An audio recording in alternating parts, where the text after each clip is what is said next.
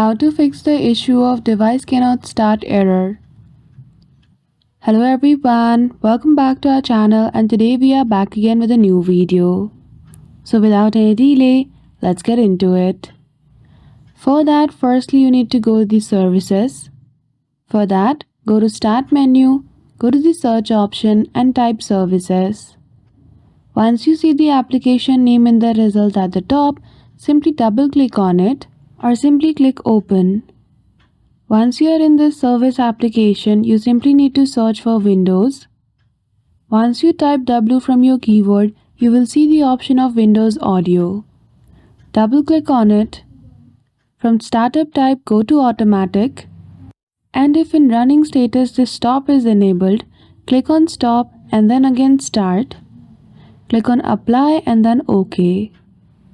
After that you will be able to fix your issue. So that's it. I hope you found this video helpful.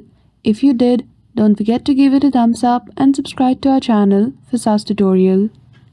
Thank you for watching till the end.